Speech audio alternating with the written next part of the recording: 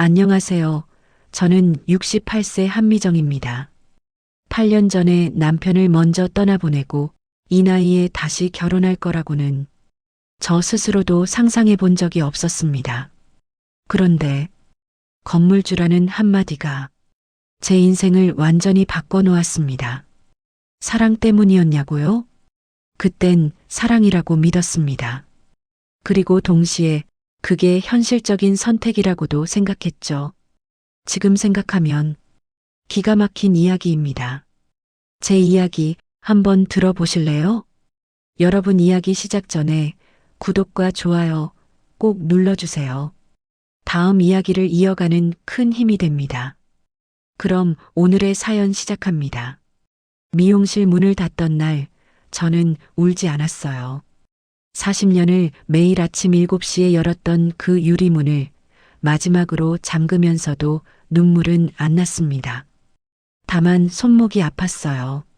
가위를 쥐던 오른손이 드라이기를 들던 왼팔이 그냥 더는 못 버티겠다고 항복 선언을 한 거죠. 68살.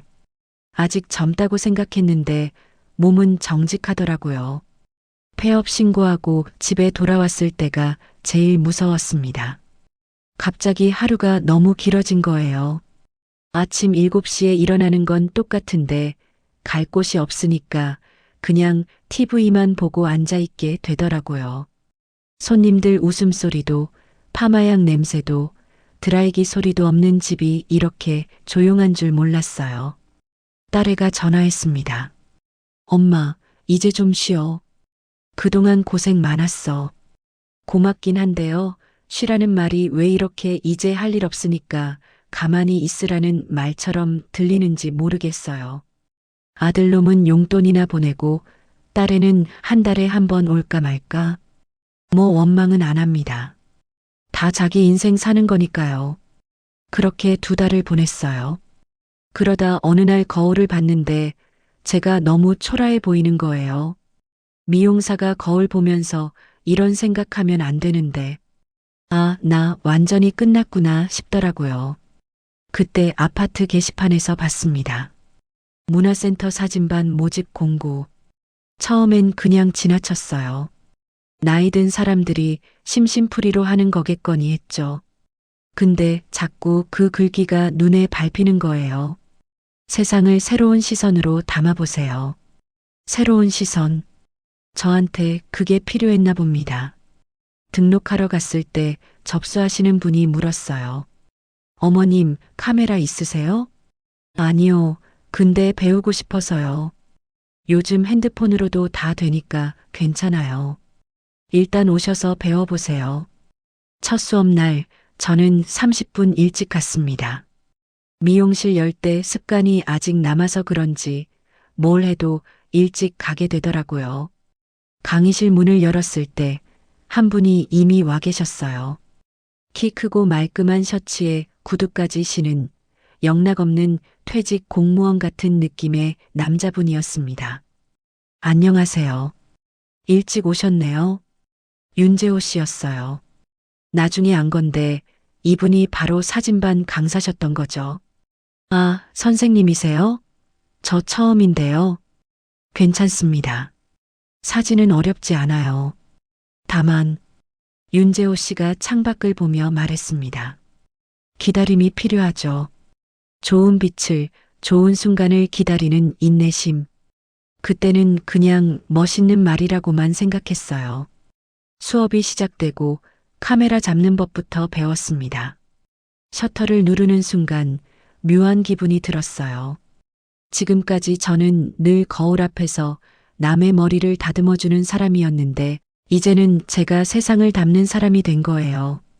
수업 끝나고 윤재호 씨가 물었습니다. 한정미 씨, 오늘 느낌이 어떠셨어요? 신기했어요.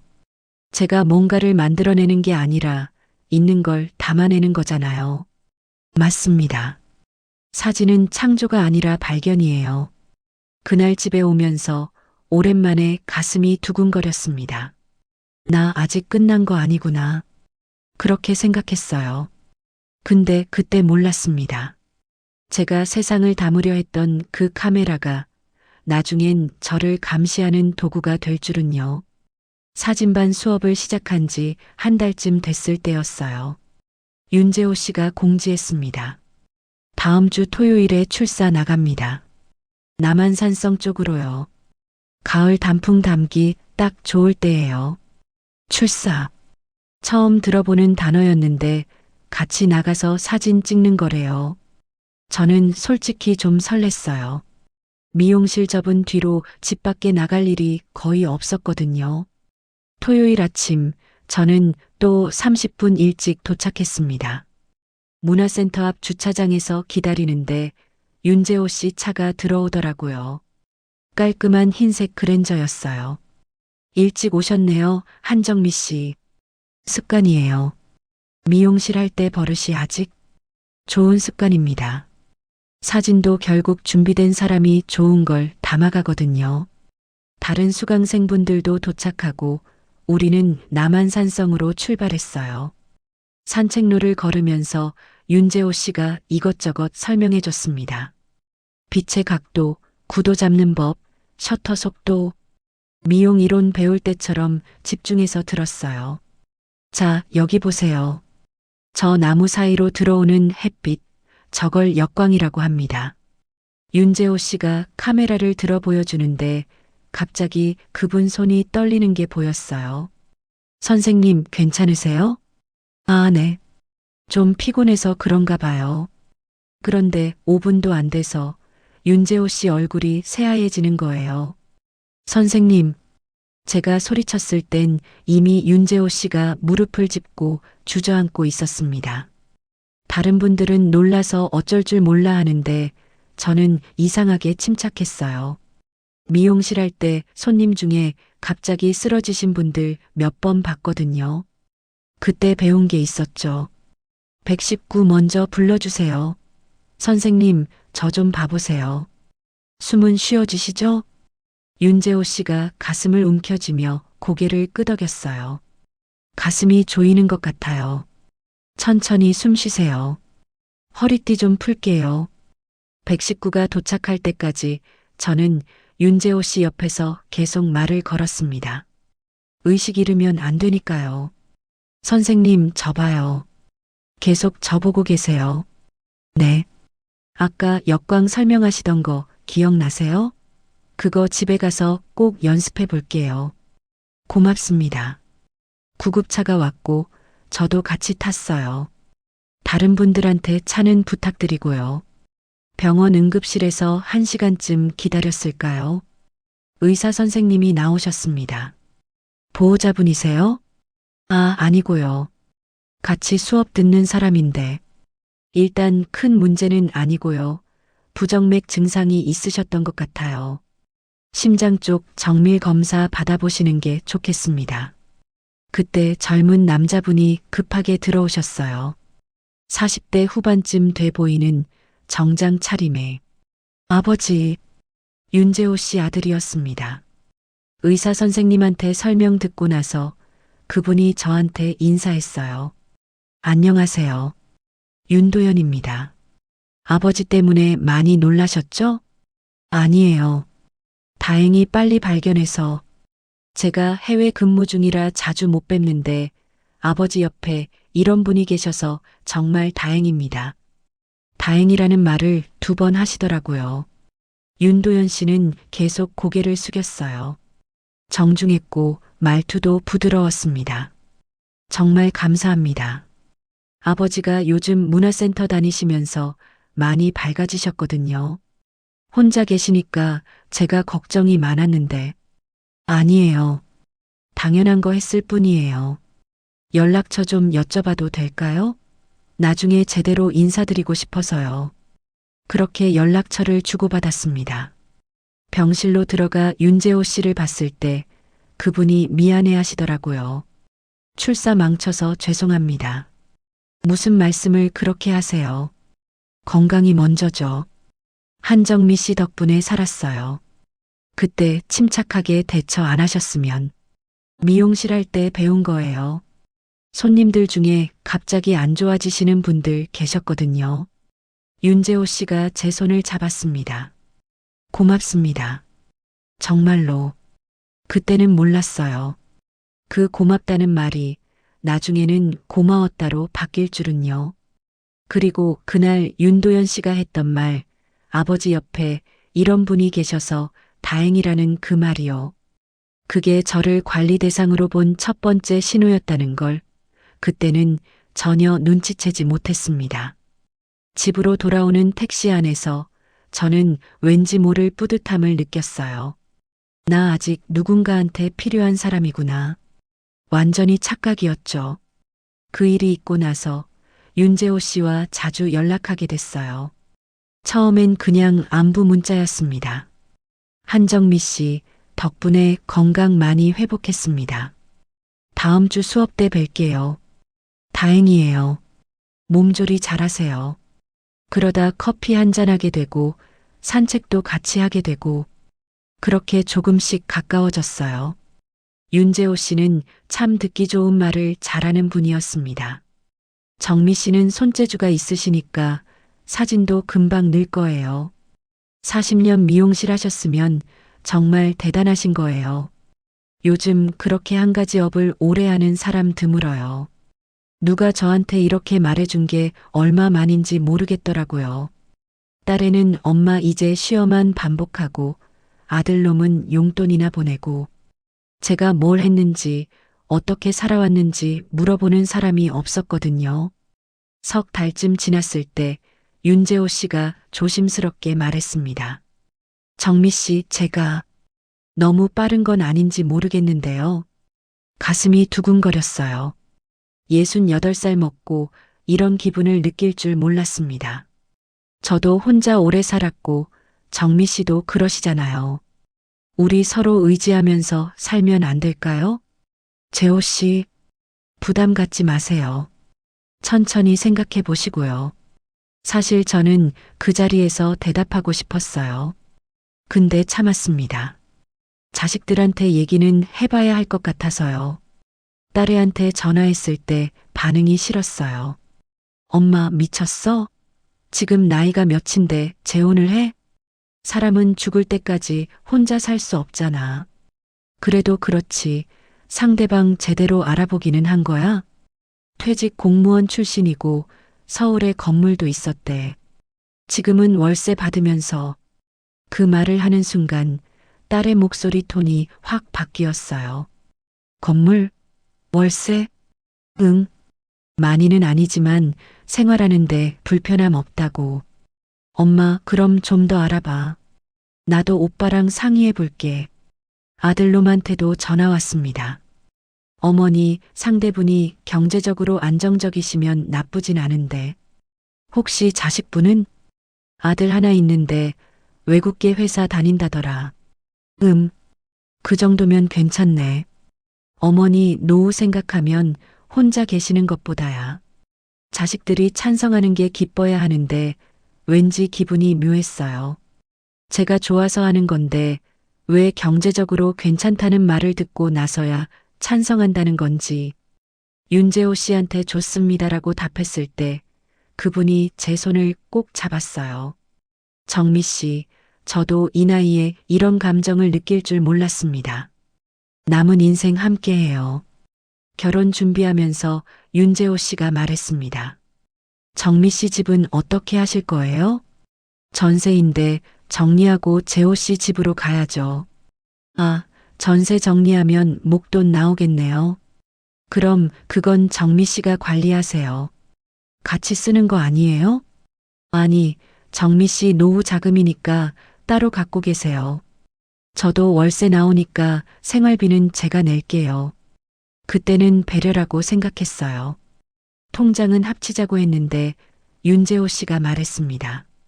통장까지 합치면 복잡해요. 그냥 각자 갖고 있다가 필요한 거 쓰는 게 나아요. 명의는요? 혹시 나중에 정리하실 거 있으면. 그런 건 천천히 해요. 지금 당장 급한 건 아니니까. 천천히. 나중에. 그 말들을 저는 믿었습니다. 구청에서 혼인신고하던 날 재호 씨의 아들 윤도현 씨도 왔어요. 아버지 잘 부탁드려요. 제가 더 잘 부탁드립니다. 아버지 건강이 좀 안 좋으시니까 약 드시는 거 좀 챙겨주세요. 그럼요. 걱정 마세요. 윤도현 씨가 웃으며 말했습니다. 아버지 옆에 한정미 씨 같은 분이 계셔서 제가 마음이 편합니다. 또 그 말이었어요. 옆에 계셔서 같이 사시는 분이 아니라 옆에 계시는 분. 근데 그때는 그냥 좋은 말로만 들렸어요. 신혼집에 들어가던 날 윤재호 씨가 짐 푸는 저를 보며 말했습니다. 정미 씨, 이제 우리 편하게 살아요. 서로 의지하면서. 네, 재호 씨. 그날 밤 잠자리에 누우면서 생각했어요. 나 이제 혼자 아니구나. 누군가랑 함께 늙어가는 거구나. 행복했습니다. 진짜로. 근데 몰랐어요. 제가 들어온 게 집이 아니라 무대였다는 걸. 그리고 그 무대에서 제 역할은 배우자가 아니라 간병인이었다는 걸요. 명의 얘기를 나중에로 미룬 이유도, 통장을 합치지 않은 이유도, 윤도현 씨가 계속 옆에 계셔서 다행이라고 했던 이유도 전부 다 이유가 있었습니다. 저만 몰랐던 거죠. 결혼한 지 넉 달쯤 됐을 때였어요. 윤재호 씨 건강이 눈에 띄게 나빠지기 시작했습니다. 아침에 일어나는 것도 힘들어 하시고 식사도 제대로 못 하시고 병원 가니까 심장 기능이 더 약해졌대요. 정미 씨, 미안해요. 이렇게 짐만 되고 무슨 말씀을 그렇게 하세요. 부부잖아요. 약 챙겨드리고 식사 준비하고 병원 모시고 다니는 게 제 일상이 됐어요. 미용실 할 때보다 더 바쁘게 움직였습니다. 그러던 어느 날 윤도현 씨한테 전화가 왔어요. 아버지 상태가 많이 안 좋으시다고 들었습니다. 네, 많이 힘들어 하세요. 제가 이번 주말에 들어갈게요. 뵙고 얘기 좀 나눠야 할 것 같아서요. 주말에 윤도현 씨가 왔을 때 그분 손에 큰 쇼핑백이 들려 있었어요. 이게 뭐예요? CCTV요. 아버지 혼자 계실 때 혹시 모르니까 설치하려고요. 집안에 카메라를요? 요즘은 다들 이렇게 해요. 응급 상황 있을 때 바로 확인할 수 있잖아요. 재호 씨는 아무 말 없이 고개만 끄덕였어요. 거실에 하나, 침실에 하나, 현관에 하나. 카메라 3대가 설치됐습니다. 제가 해외 출장이 잦아서요. 이렇게라도 아버지 상태 확인하려고요. 이해해 주세요. 네. 그날부터였어요. 집안에서 눈치가 보이기 시작한 게 거실 천장에 붙은 검은 렌즈가 계속 저를 보고 있는 것 같았습니다. 그리고 한 달 뒤 재호 씨가 응급실에 실려갔어요. 새벽에 갑자기 숨을 헐떡이시길래 119 불렀죠. 입원하셨고 의사 선생님 말씀이 당분간 병원에 계셔야 한다고 했습니다. 윤도현 씨가 급하게 귀국했어요. 아버지 입원비가 만만치 않을 텐데요. 병원 복도에서 윤도현 씨가 말했습니다. 제가 일단 처리하긴 할 건데 한정미 씨도 아버지 배우자시니까 같이 부담하셔야 하지 않을까요? 당연하죠. 말씀만 하세요. 그럼 이번 달 입원비 반씩 나눠서 낼게요. 첫 달 제 몫이 280만 원이었어요. 전세금 정리하고 모아둔 돈에서 냈습니다. 두 달째 350만 원, 세 달째 400만 원. 통장 잔고가 눈에 띄게 줄어들기 시작했어요. 재호 씨는 요양병원으로 옮겼고 저는 매일 병원과 집을 오갔습니다. 그러다 어느 날 윤도현 씨가 조심스럽게 말했어요. 한정미 씨, 제가 좀 여쭤봐도 될까요? 네, 말씀하세요. 아버지 월세 수입 있잖아요. 그거 한정미 씨가 관리하세요? 아니요.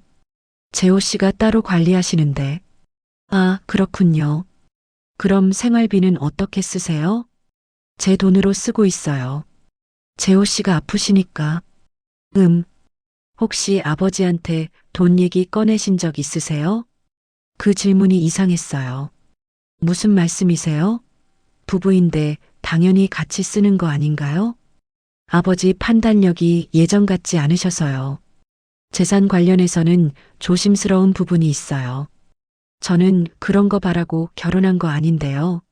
물론 그렇겠죠. 근데 요즘 이런 일이 많다 보니까 저도 걱정이 돼서요. 그 말을 듣는 순간 뭔가 잘못됐다는 걸 느꼈습니다. 일주일 뒤 윤도현 씨가 또 왔어요. 오늘은 제가 아버지 면회 혼자 다녀올게요. 왜요? 저도 가야죠. 아버지랑 둘이 얘기할 게 있어서요. 이해해 주세요. 그날 저녁 윤도현 씨한테 전화가 왔습니다. 내일 시간 되세요? 사무실로 한번 오실 수 있어요? 무슨 일인데요? 만나서 얘기하는 게 나을 것 같아서요. 다음 날 윤도현 씨 사무실에 갔습니다. 책상 위에 서류 몇 장이 놓여 있었어요. 한정미 씨, 아버지 상태가 많이 안 좋으세요. 의사 선생님도 장기 요양이 필요하다고 하시고요. 네. 솔직히 말씀드릴게요. 한정미 씨도 힘드시잖아요. 이렇게 계속 가기 어려울 것 같아서요. 가슴이 철렁 내려앉았습니다. 무슨 말씀이세요? 이혼을 생각해 보시는 게 어떨까요? 네. 본인한테도 이게 나을 거예요. 아버지 간병 계속하시기 힘드시잖아요. 저는 괜찮은데요. 힘들어도 할 수 있어요. 윤도현 씨가 서류를 밀어냈습니다. CCTV 영상이에요. 한번 보세요. 화면 속에서 저는 윤재호 씨한테 짜증을 내고 있었어요. 재호 씨, 제발 좀 드세요. 제가 몇 번을 말씀드려요. 편집된 영상이었습니다. 앞뒤 맥락은 다 잘라내고 제가 소리 지르는 부분만 이어붙인 거였어요. 한정미 씨가 아버지한테 이렇게 대하시면 저도 가만히 있을 수 없어요. 이건 편집한 거잖아요. 그래도 사실은 사실이잖아요. 손이 떨렸습니다. 합의 이혼하시면 이 정도는 드릴게요. 윤도현 씨가 내민 금액. 정확히 제가 결혼 전에 갖고 있던 전세금 액수였어요. 이게 뭐예요? 한정미 씨도 손해보시면 안 되니까요. 그제야 알았습니다. 처음부터 계획된 거였다는 걸. 그날 밤 저는 한숨도 못 잤어요. 머릿속이 너무 복잡했습니다. 윤도현 씨가 내민 서류, CCTV 영상, 그리고 그 합의금 액수. 다음 날 아침 일찍 등기소에 갔어요. 등기부등본 떼려고 하는데요. 주소가 어떻게 되세요? 제가 살고 있는 집 주소를 댔습니다. 서류를 받아들고 앉아서 봤을 때 손이 떨렸어요. 소유자 명의 윤도현. 이전 일자를 보니까 제가 결혼하기 2달 전이었습니다. 월세 받는다던 그 건물도 찾아봤어요. 역시 윤도현 명의. 5년 전에 이미 명예 이전이 끝나 있었습니다. 윤재호 씨 명의로 된 재산은 아무것도 없었어요. 통장을 확인했어요. 제가 낸 병원비, 생활비. 지난 5달 동안 쓴 돈이 1,800만 원이 넘었습니다. 그제야 모든 게 보였어요. 월세로 편하게 산다던 말. 명의는 천천히라던 말. 통장은 따로 갖고 있자던 말. 윤도현 씨가 계속 옆에 계셔서 다행이라고 했던 이유. 저는 배우자가 아니었습니다. 그냥 무급 간병인이었던 거예요. 요양병원으로 달려갔어요. 윤재호 씨는 침대에 누워 천장만 보고 계셨습니다. 재호 씨, 정미 씨, 저한테 하실 말씀 없으세요? 윤재호 씨가 천천히 고개를 돌렸어요. 눈가에 눈물이 맺혀 있었습니다. 미안해요. 재산 다 아들한테 넘긴 거 아셨죠? 네. 월세 받는다는 것도 거짓말이었죠? 네. 그럼 왜 저랑 결혼하신 거예요? 윤재호 씨가 작은 목소리로 말했습니다. 도연이가 내가 혼자 있으면 걱정된다고 했어요. 누군가 옆에 있어주는 사람이 필요하다고. 그래서 저를 찾으신 거예요? 처음엔 아니었어요. 정미 씨한테 정말 마음이 갔어요. 쓰러졌을 때 살려준 거 진짜 고마웠고. 그런데요? 도연이가 말하더라고요. 정미 씨 같은 분이면 아버지 잘 돌봐드릴 수 있을 거라고. 내가 가진 거 없으니까 정미 씨가 생활비 쓰면서 같이 살면 된다고. 그래서 동의하신 거예요? 나도 외로웠어요.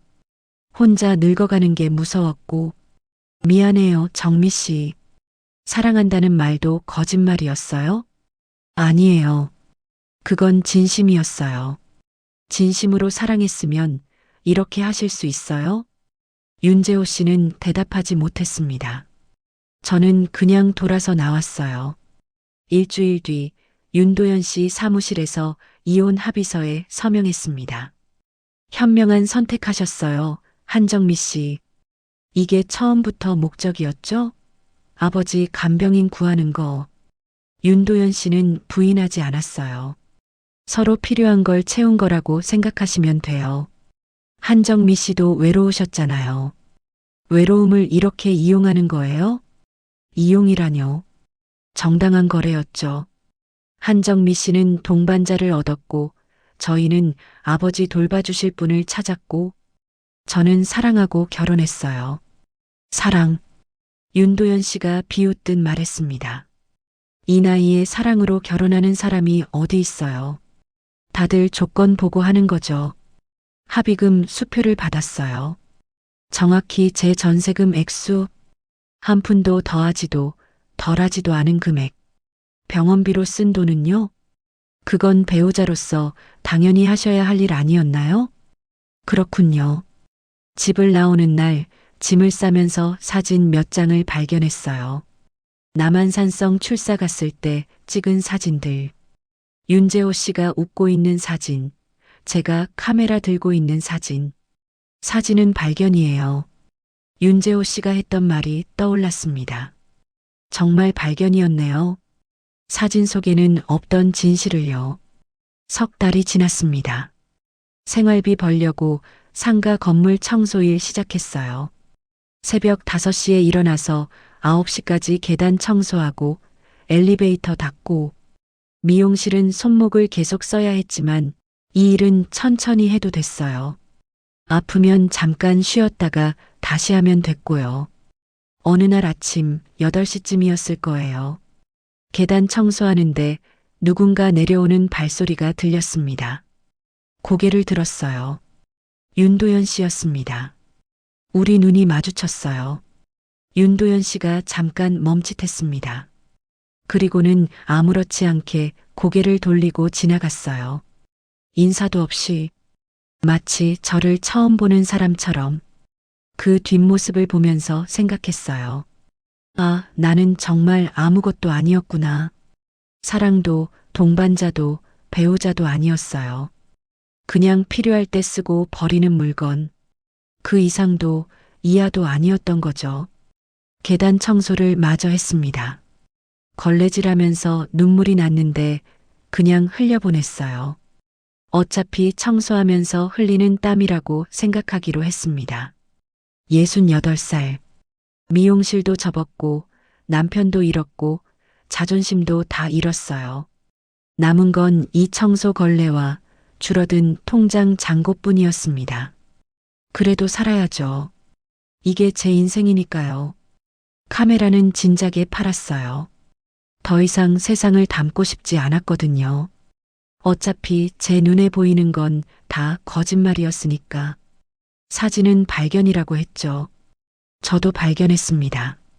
사랑이라고 믿었던 게 거래였다는 것. 동반자라고 생각했던 게 고용관계였다는 것. 그리고 이 나이에도 사람은 이렇게 쉽게 버려질 수 있다는 것을요. 요즘 새벽에 일어나면 거울을 봅니다. 68살 얼굴, 주름 깊어진 손, 허리 굽은 몸. 40년 미용사 하면서 남의 머리는 그렇게 예쁘게 만들어줬는데 정작 제 인생은 왜 이 모양인지 모르겠어요. 가끔 생각해요. 내가 뭘 잘못한 걸까? 사랑했던 게 잘못인가요?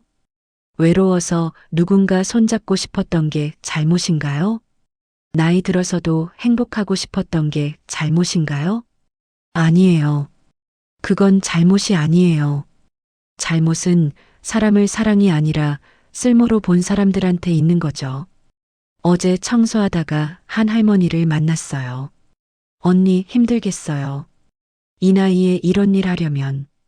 괜찮아요. 움직일 수 있을 때 움직여야죠. 나도 남편 죽고 혼자 사는데 외롭긴 해도 차라리 이게 낫더라고. 그 말을 듣는데 울컥했어요. 우리는 외로움이 무서워서 누군가를 만나지만 때로는 혼자 있는 게 더 안전한 세상이 돼버린 거예요. 이상하죠? 사람이 사람한테 상처받고 사람이 사람을 이용하고 사람이 사람을 버리는 세상. 그러면서도 우린 계속 누군가를 찾아요. 외로우니까요. 며칠 전에 딸애가 전화했어요. 엄마, 미안해. 그때 내가 좀 더 신경 썼어야 했는데. 괜찮아. 다 지난 일이야. 엄마, 우리 집으로 올래? 같이 살자. 고맙긴 한데요. 거절했습니다. 아니야. 엄마는 엄마 인생 살아야지. 너한테 짐 될 순 없어. 딸애는 울더라고요. 근데 저는 안 울었어요. 이미 다 울어버렸거든요. 오늘도 새벽 5시에 일어나서 청소 나갑니다. 힘들지만 이게 제 자리예요. 누가 시켜서 하는 것도 아니고 누구 눈치 보면서 하는 것도 아니에요. 제 힘으로 버는 돈이고 제 두 발로 서 있는 인생이에요. 68살. 사랑도 잃고 돈도 잃고 자존심도 잃었지만요. 한 가지는 남았어요. 나는 아직 살아있다. 그것만큼은 아무도 빼앗아갈 수 없습니다. 여러분, 특히 저처럼 나이 드신 분들, 외롭다고 아무나 붙잡지 마세요. 사랑한다는 말보다 명의를 먼저 보세요. 따뜻한 말 한마디보다 차가운 서류가 더 정직합니다. 그리고 기억하세요. 혼자 사는 게 외로운 거지 불행한 건 아니에요. 잘못된 사람과 함께 있는 게 진짜 불행이에요. 저는 이제 압니다.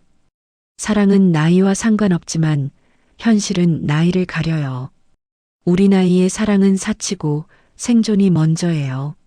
슬프지만 이게 진짜 세상이에요. 오늘도 계단을 닦습니다. 걸레 짜면서 생각해요.